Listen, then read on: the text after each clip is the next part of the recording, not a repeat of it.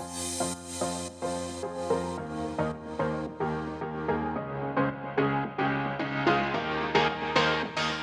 everybody. I'm Jaden Doye, and I'm delighted that you've joined me for this episode of the Long Quarter Podcast.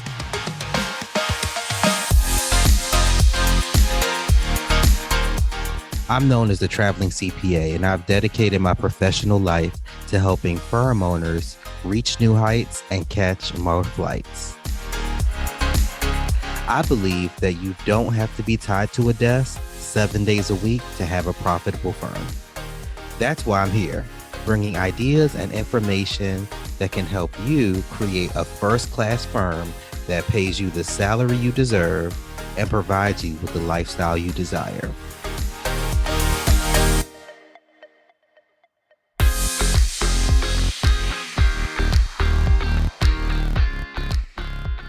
All right, today we are going to talk about revenue goal setting.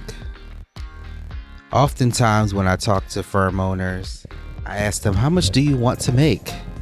And after they stare at me confused for a minute, then they start pulling numbers out of the air.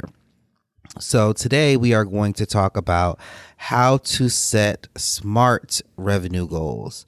I'm pretty sure you all have heard this acronym 1,000 times. SMART stands for specific, measurable, attainable, relevant, and time bound. So a good example of a SMART goal would be to increase revenue by $50,000 by December 31st, 2022. As you can see, it's very specific, it's measurable. An extra $50,000 is definitely attainable. It's relevant to business, and we've given it a deadline, making it time bound. So when you are setting your revenue focused goal, there are some things to really think about. Not only the number, but the story behind the number. So one thing that we have to think about is the actual cost per lead, because we could say that we want $50,000, but on average, how many clients will it take for us to get to that $50,000? So we first have to look at the average value per case. This is very, very, very important. Once you have your average value per case, we can back that into the number to get the goal of how many new clients we need. So, for example, let's say your average value per case is $5,000. Your revenue goal is $50,000. We know that we need 10 more clients to get to that goal. Now that we know how many clients we want, we have to figure out what will be the strategy to actually obtain those clients. And what will it cost to obtain those clients? So now what we need to do is look at our KPIs as it pertains to marketing. You want to look at how many leads you've generated over the past year and how many of those leads have actually converted over to clients. This will give you your conversion rates. So, hypothetically, let's say you had 1,000 leads. And of those 1,000 leads, only 50 of them became clients. That means your conversion rate is 5%. All right. So we know our conversion rate, and we know how many clients we need.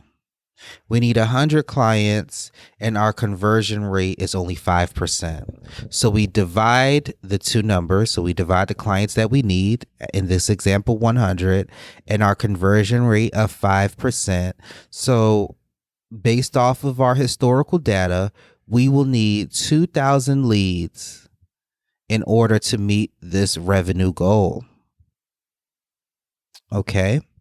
So now that we know how many leads we need to make sure that we have the money to obtain these leads. So the next number that we need to get is our cost per lead. In order to get this number, what you will do is you will take your total marketing costs over the past year, and you will divide that by the number of leads that you have generated over the past year.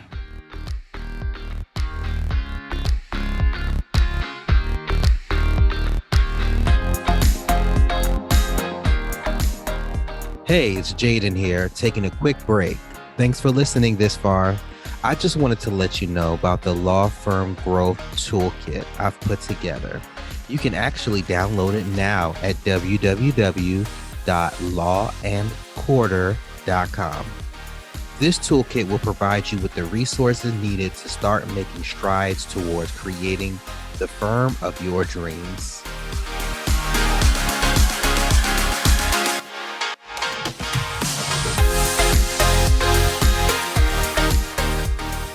All right, so let's just say hypothetically, last year you spent $10,000 on marketing and that got you 1,000 leads. When you divide the total of 10,000 divided by those 1,000 leads, you get $10. That is your cost per lead. Now you multiply that cost per lead times the number of leads that you need, which in this example is 2,000, and you get a total of $20,000. So we know that we need to budget $20,000 to obtain these leads that we need to meet this new revenue goal. Now keep in mind that over time, realistically, our marketing efforts should increase. Meaning, if we used marketing efforts last year, we should have done some type of analysis to figure out what works and what doesn't work.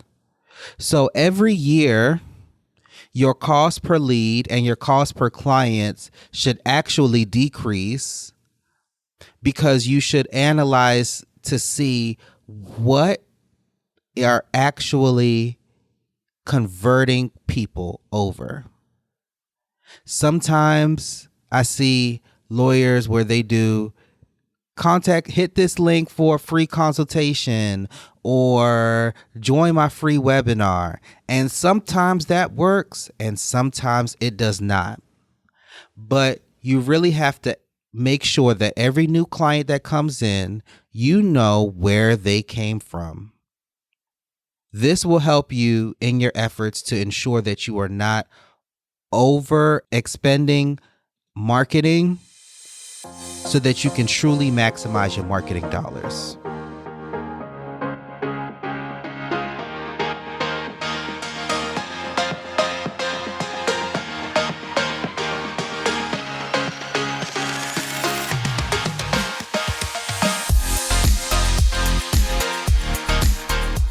Thanks so much for listening to the Law and Quarter podcast. I hope you enjoyed this episode. Please visit our website at www.lawandquarter.com for more show notes and additional episodes. If you have time, subscribe to the podcast and please consider rating and reviewing the show.